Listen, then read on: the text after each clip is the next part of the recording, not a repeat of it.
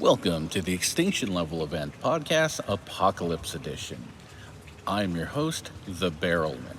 We've got a small list of topics to go over today that'll surely be fairly outdated by the time these release. I believe in January.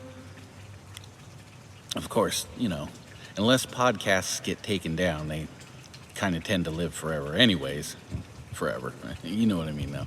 So, depending on when you're listening to this, it's going to be out of date anyway. So, I guess that's not entirely a relevant point, especially because this isn't a news podcast. Like, we're not here bringing you the latest, the greatest, breaking stories, that kind of thing. We use news stories and breaking, all that kind of stuff, but just to illustrate the point of the things that are going on. And again, it's those signposts of the apocalypse, of the end of what's coming. And we're really just pointing them out and maybe giving a little more context and showing you, hey, this isn't just this incident happening. This is a sign of something larger. It's a part of, it's like the food web. It's a very complicated thing. It used to be the food chain, right, when you're younger. And then before that, it's just predator and prey, right? And then there's a food chain. It goes both directions. And then it's, there's a food web. These things sometimes eat these things, but also eat these things, and are eaten by this thing, but also eat. So these things are much more complicated than they can appear at first, and a lot more interconnected to things we might not think about. And that's really the whole point, is to really, obviously we don't connect every single dot, because that would just take forever to explain every little teeny thing, and each time it connects to every little thing that we've probably already talked about before anyways, right? We'll get on to our topics, and we'll end with something that is really more about what we were talking about before, and kind of illustrating that point a bit more so than it's about the news that's going on right now. It's a little bit of a broader topic, so we'll get into it, and I guess you'll kind of figure out what's happening and what we're talking about as it goes along. You already kind of know what you're in for and what kind of things we talk about, so it's not really going to be much of a surprise, other than the fact that we're going to talk about some stuff that's happened recently and how that kind of fits in. And that's really kind of the format of how I want this podcast to work anyways. So our first topic that we're going to get to is this blizzard that's happening in the Southwest. Not completely Southwest, not all of it, obviously, or at least hasn't gone through all of the Southwest yet. I don't know if it will. But right now it's affecting Colorado. It affected New Mexico and Nevada, and Las Vegas had gotten 24 inches of snowfall. So what's even the point? Like, a place got snow, right? And a lot of snow. Well, the point is, we're talking about the middle of the desert here. This is, as we're talking, the very beginning of November. Now, people are thinking, okay, well, November, that's kind of getting into wintry. It's not winter. It's not even winter until, like, December. Honestly, December is kind of the beginning of winter, and then it's like the middle to the end of December. November is fall. It's almost mid to late fall, right? We shouldn't be getting piles of snow in the desert in the fall. That comes in the winter, because the desert can be extraordinarily cold. So one common misconception about the desert, obviously, is that it's always hot, period. Even in the winter, it's really warm. And it's not. It's one of those places of extremes. It's a place where in the summer it's blazing hot, but in the winter the ground gets so thick you can't, get through it with a pickaxe. So it's definitely one of those places where it's not like snow and ice is unexpected. But this early in the season, in fact, the sheriff in, was it Colorado, I think it was talking about search and rescue and saying how they didn't have the resources or the ability in some cases to make all the rescues they need to, because the conditions were just too bad. Like, the resources are one thing, obviously. If you don't have the resources, you don't have the resources. But even if they did have the resources, the implication is the it's just so bad out there that it's not even going to be possible to get to everybody to rescue them. Which is the same thing that, unfortunately, sometimes that it happens with the Coast Guard, because they go in some insane weather, right?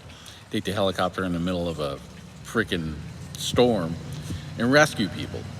But sometimes, even they can't get out there and do that. It's just so bad that even the people who are willing to brave death, basically, to try to save someone's life, can't do it, because it's just absolutely sure suicide, not just probable suicide. So that it's that kind of a scenario. So this is just one of those symptoms of climate change. It's the changing climate, right? AKA global warming. I know nobody likes that term. It's the correct term. It's just not informative enough for people. Global warming is definitely happening, but it's causing climate change, all right?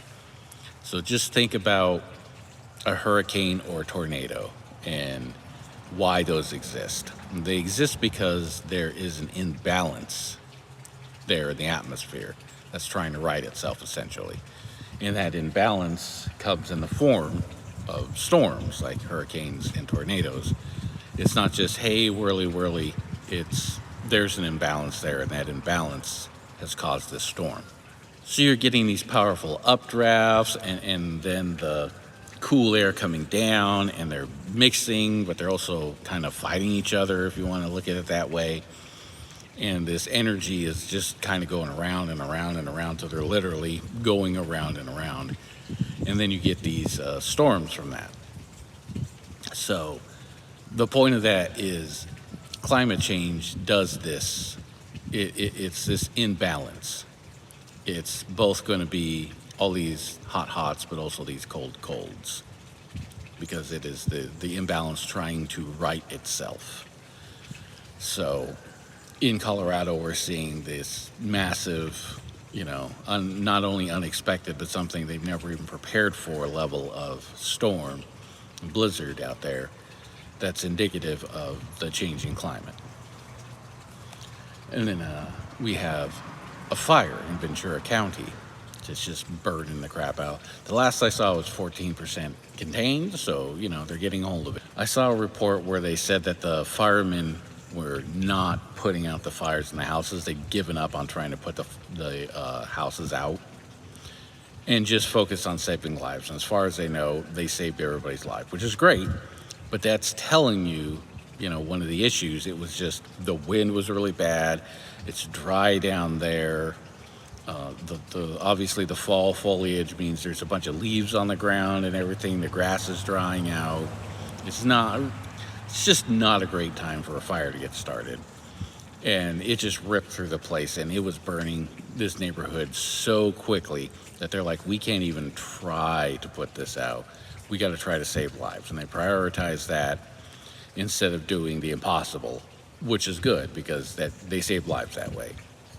Especially all the stubborn people are like, I don't have to leave. I've been here for 20 years and I'm just going to fight this thing. And then they just die. They'd rather be dead than be alive without a house, because maybe they don't have insurance, because insurance isn't covering a lot of places in California right now. It's a whole different episode, that one right there. But it's causing a lot of people so that if something happens to their house, that they're not going to get any money. They're not going to be able to replace it. They're not even going to half replace it. You know what I mean? And because of the way insurance works, you can't just have house insurance. You've got to have fire insurance for your house. You got to have flood insurance for your house. You got to have all these things that you're paying these big companies that are essentially just sitting there and taking paychecks. Every month they're sitting there and taking paychecks. That is their job, to sell you on giving them paychecks. That's it. And then they have to turn around, because business is based on, well, when something happens, we're going to have your back. You're paying us so that when something happens, we got your back. And then they don't. They go to court. They do everything possible, in most cases, to not pay people back. So these people lose their houses and they get nothing for it. The problem is that even when they do pay out, and they only pay out 20%, or if you're lucky, they pay out half, right? That's still because they're not holding on to the money like they're supposed to. Like, hey, we'll set this aside. We'll make sure we always have this in case you need it. No, they just take those checks and just assume, hey, they're free checks. Everybody have a free check. So that money's spent. So when the money comes in and everybody's, wanting their money back because now their houses are destroyed and they're like, thank goodness we have insurance, they're not getting paid. They're not getting the 20%. They're not even getting half, right? Because they don't really have the money. And so what's end up happening is they realize, oh crap, we're actually having to pay these people out. That means we actually aren't making checks. We're just doing the business that we told them we were supposed to do. And we can't afford to do that. We're never going to make enough money to make it worth it. I mean, they would. They would still make money on that, but not enough money. Not so much money that they'd be happy being in that business. So they're starting to cut high-risk areas out and just not cover them. Again, we're going to get more into this later in another podcast. We won't belabor the issue here. I just want to make it understood of what the stakes are here for a lot of people and their homes, because that fire rips through. They're not just getting their home back, and for some people, they know this, and so fighting the fire is really the only thing they have to try to have a life. They either fight the fire or they go without a home, and they don't have the money to replace it, and they're barely living check to check as it is, with all the rising prices. And they say, well, inflation's gone down, so it's okay. The inflation's gone down. Prices have not gone down. A few prices have gone a little bit lower, but for the most part, prices are pretty much the same. Inflation is going down, but it's not negative inflation. It's just less. It's insane. So now let's talk about all the hurricanes. As all the hurricanes are ripping through right now, and from what I saw, they were showing a graphic, and hurricane season, like the peak, I think they said it's like September 10th or something like that. Of course, with climate change, that's going to shift. That's going to change. It's not going to be the same. But with the climate change happening, that's going to shift, and it doesn't matter if it is shifting, because this isn't, what we're seeing now isn't the shift. What we're seeing now is just intensification. There's just going to be more, and they're going to be stronger. Now, this latest one, I think it was Raphael, is supposed to sputter out, and it probably did, because I haven't heard anything about it since then, which is good, because they were saying, oh, well, it's going to be colder waters, and it's not going to be as strong, and blah, blah. And it's like, I didn't really see that. We still saw the storm swirling, but when it was hitting, what they were talking about was the wind shear, which we'd mentioned this in the previous podcast, but the wind shear was really taking that energy out of the storm, of that imbalance. You know what I mean? The forces aren't exactly fighting each other when you got this big old powerful force coming through and kind of polarizing the area, right? In a specific way. So it really unbalanced the unbalance, I guess, or rebalanced it, however you want to look at it. The storm dissipated mostly because of the wind shear, and not so much. They said the dry air was helping as well. So not because of the quote-unquote cooler waters.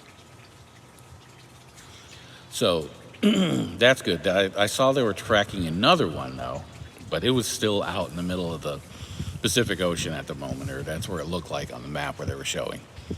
So I haven't heard anything about that, but this is, just more of these things. Let's see how much later they go in the season. We're supposed to be pretty much done with them at this point, but we'll see. As again, it's climate change, not climate be crazy, or climate the same but a little bit more intense. It's climate change, right?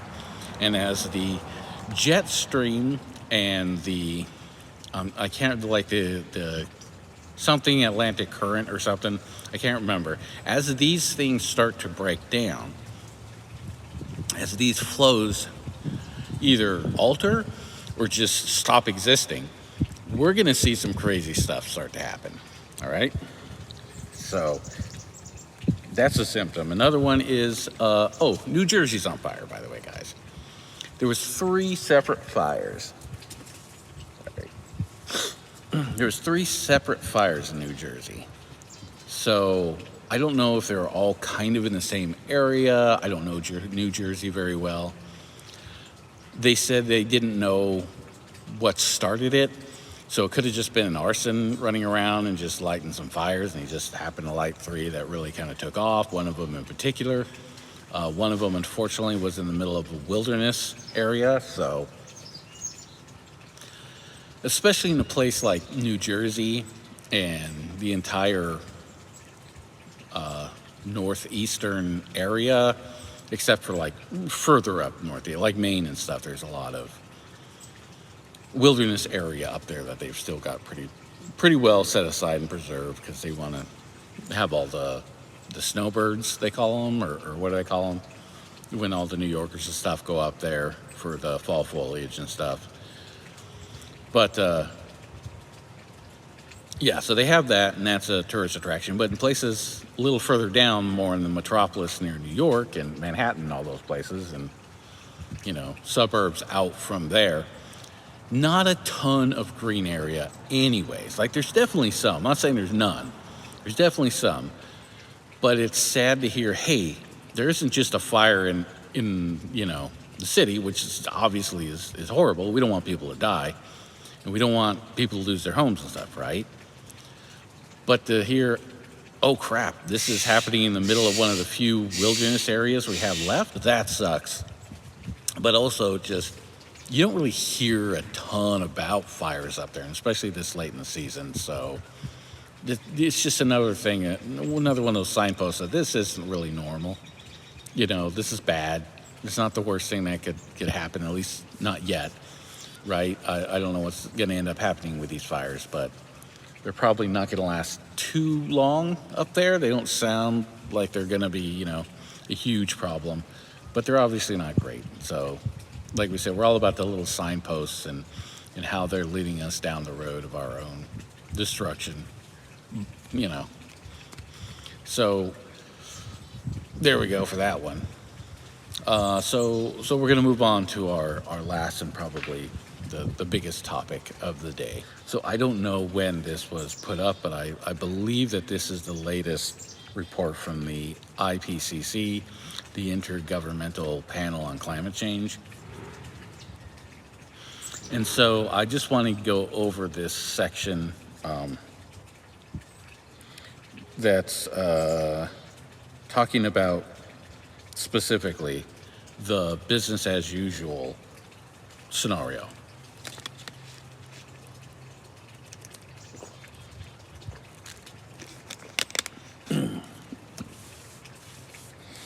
And I think this is important because the business as usual scenario has almost never been right on. It's almost always been off. It's always been, well, we expect this to be bad. Like, if we keep going, this is going to be bad. And then 5 years later, they come back and are like, oh crap, this was worse than we were saying. This is actually not as bad as we said, it's worse. And this is the business as usual model, which, like I said before in another podcast, this isn't bad enough. With Trump coming in, I know it's like, what are you demonizing Trump for? Like he's somehow going to be able to destroy the entire world single-handedly. No, it's not him. It's the people he has around him and the policies they're going to enact that are going to be the problem. It's not like he's running around, lighting forest fires and shooting off methane machines into the air.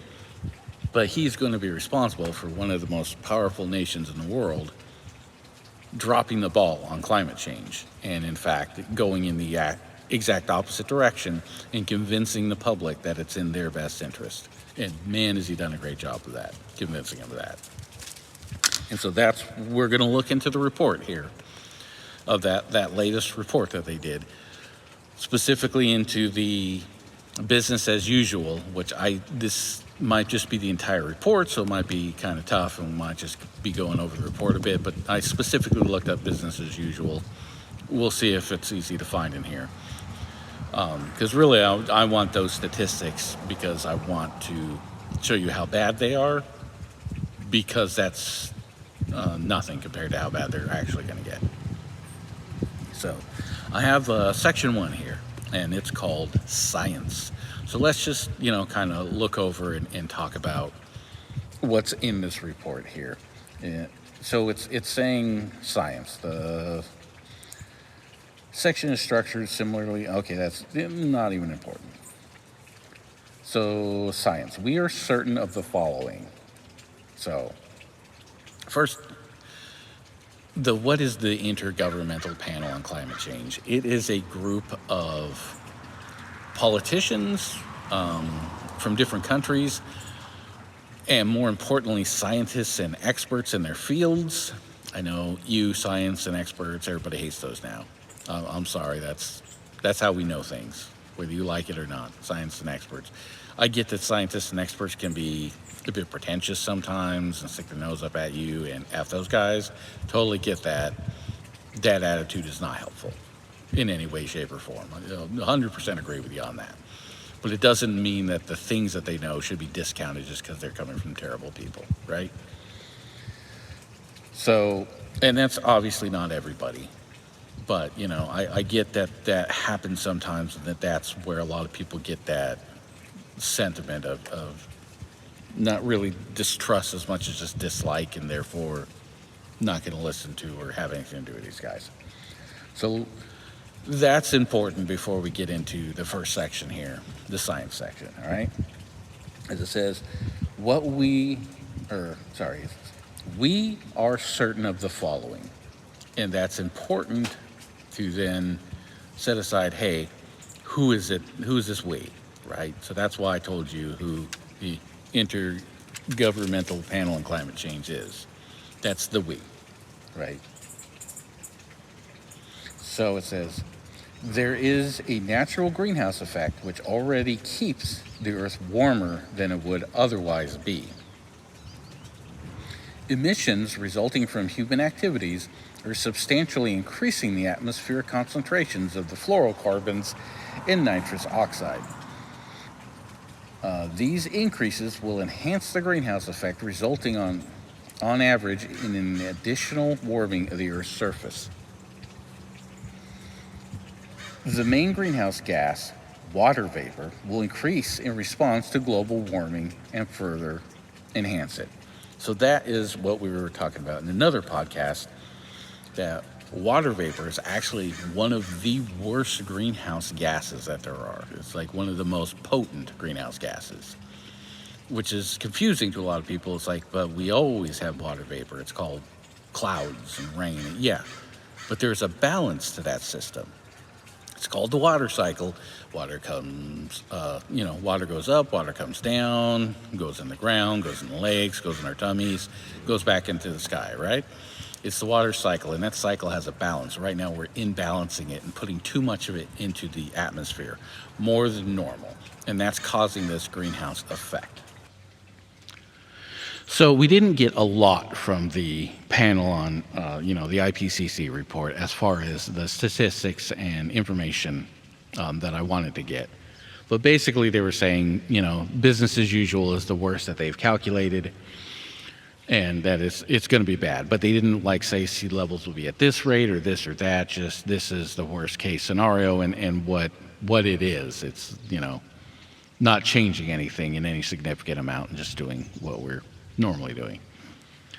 There is statistics and information on this. It just didn't give it in that paper for whatever reason. I don't know where it is that they put that information, and obviously I'm doing the podcast now, so I don't want to try to look up every little nook and cranny at the moment. That's something that we can do on a more dedicated podcast, and I'll have that information ready when we do that.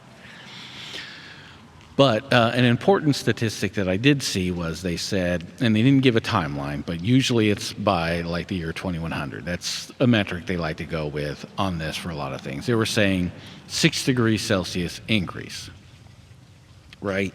And each degree Celsius is something like 1.6 degrees Fahrenheit or something like that. I don't remember. Or maybe it was 2.6. There's a conversion there where you can do the math, but So I don't know what the 3 degrees is, but I know it's not 3 degrees. Like you don't go out instead of 80, it's 83. That's just, this is Celsius. It's like the difference between 80 and like 91 or something like that.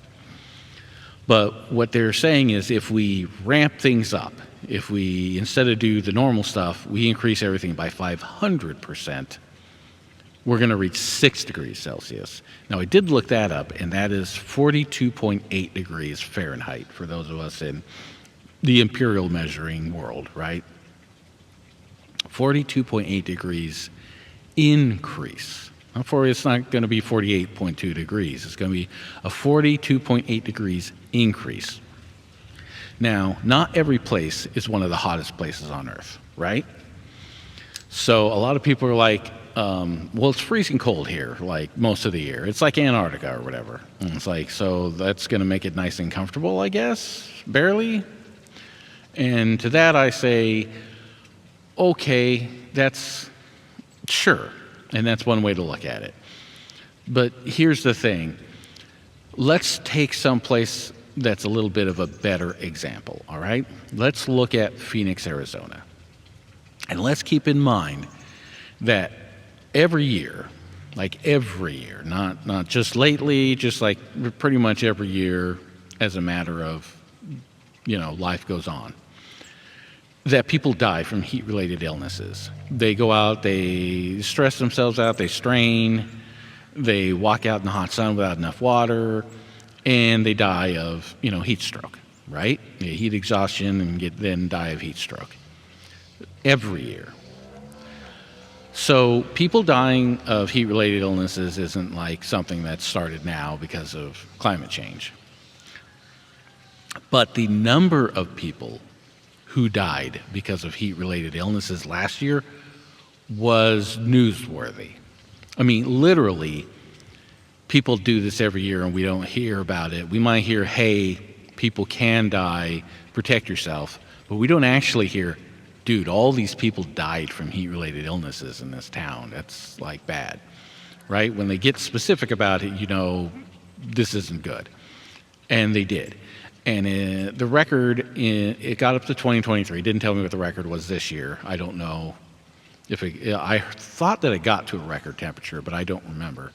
But the record in 2023, or the highest temperature, was 118, right? Or no, it was I think it was 119, right? 119 degrees. It's been hotter in other places, okay? But this is a big metropolitan center with a lot of people, and so you got a lot of victims, I guess, if you want to look at it that way, for this heat. So when it gets really hot there, a lot of people are going to feel it, right? So you had a lot of people dying from it just being hot, not having the proper air conditioning, being outside when they shouldn't be, just a lot of things that aren't just, oh, it's hot out, don't, like stove hot, don't touch, right? It's not that simple. Sometimes you're just getting groceries because you have to feed your family, right? And you're like, well, I shouldn't get them this week. No, your family still has to eat this week. And especially if you're one of those people who like to eat fresh foods and vegetables because you want to eat healthy, you're going to go shopping on the regular. You can't just not shop this week because it's hot. And who knows how long that's going to last? Because a lot of times these things will last weeks, not just a week. I mean, I believe there was a specific week that was just like the worst of the worst, but they didn't know that that was going to be it. They didn't know it was going to last a week. They didn't know that it wasn't going to last more than a week.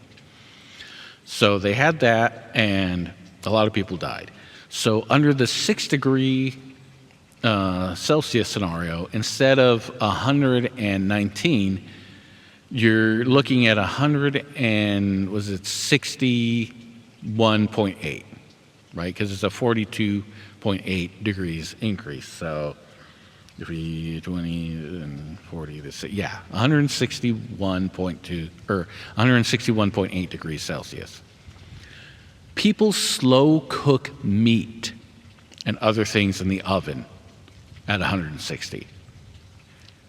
You are going to literally cook in your skin at 160. We're talking a literal oven.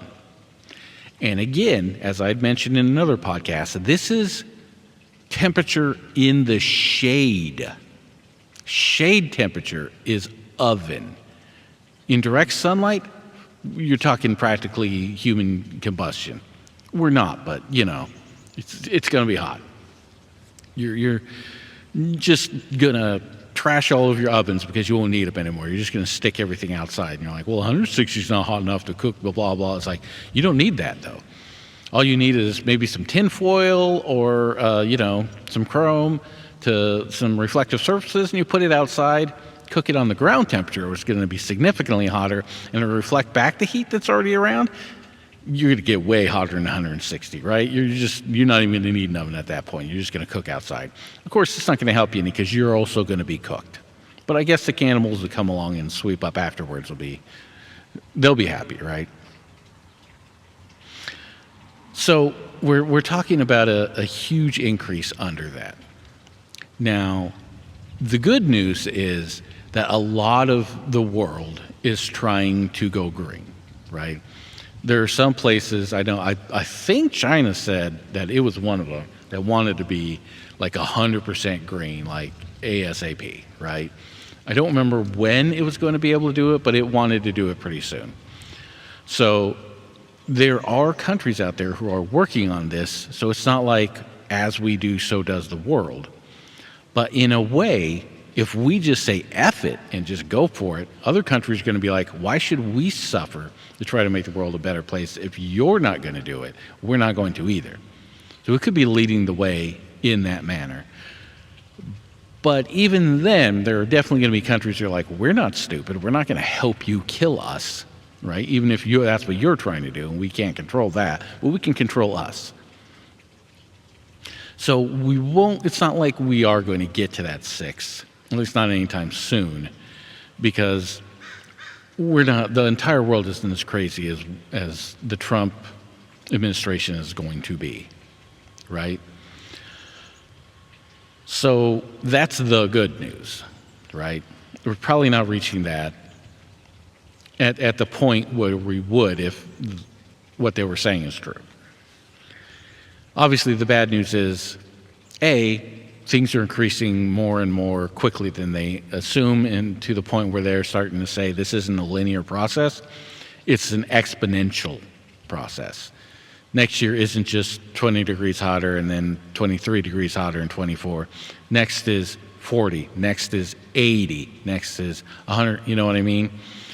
And we're not talking every year it's 100, but it's going to increase a lot quicker than we think it's going to. And that's just tip of the iceberg of all the bad stuff. And we'll get into it in this podcast, all the terrible things that are going to be happening and what to look out for. And, obviously, I say, the road signs on the way to the apocalypse, right? Here's a sign, there's a sign.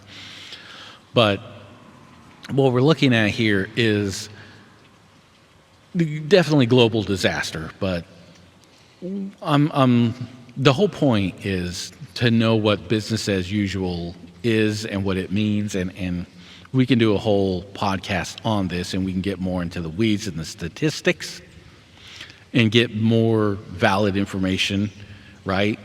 And I'm trying to make this podcast a little bit more just kind of off the cuff and just kind of talk about it, and not so much be this whole script, because my other podcast was scripted.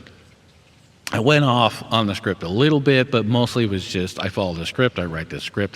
I'm trying to make this less so, because it's more enjoyable for me to just talk to you guys about this stuff, and I'm hoping more enjoyable to hear somebody just talk about it than just read a script. That doesn't mean there can't be scripted parts, but that's kind of what I'm trying to do right now. So, yeah, I mean, it's hard to really, I don't know. It's kind of like you've seen them scenes in movies where you're inside of the car as it's tumbling down the hill, and the hair just kind of keeps whipping around as gravity shifts as they're rolling, right? The things are tumbling in the car with you. Oh, there goes my comb. Oh, crap, I just got slapped in the face by that comb. I thought that was by my feet. Oh, now it's by my feet. You know what I mean? It's like everything is just flipping around, and you know something bad is coming. Like this, it's not even a question of, is this going to end badly? How badly is it going to end, and when, right? And you're just watching everything kind of tumble around and getting beat up, and nothing's going to come out of this unscathed, right? And we're just kind of, it feels like we're in that moment, in the tumbling, everything's flying around us. We're probably in a seatbelt, so we're somewhat secure, but at the same time, we're not, it's not that we can't be harmed or have something terrible happen to us. It's just that we're not flipping around and hitting our head every 2 seconds, because we'd already be dead at that point, right? And it kind of feels like that. And talking about it is really just a way to, in a way, talking about it helps, because we can see and we not only know what's coming and what to expect, and when it's here, we're like, yeah, I knew that was happening, because, I was told, I read the signs, along the way. But we also know what's not coming. So when people are like, oh, this, oh, that, oh my God, and it's like the conspiracy theories start, right? And you can be, no. It's going to be bad, absolutely. It's not that that's a conspiracy theory, but there are conspiracy theories who push it to different strange places that it shouldn't go, right? It's like, yeah, that's not a thing that happens. Well, yeah, no. That's the data doesn't support it, science doesn't support it, physics doesn't support it. That's not a thing that happens. This is a thing that happens. This is what you should be prepared for, right? Not those other things.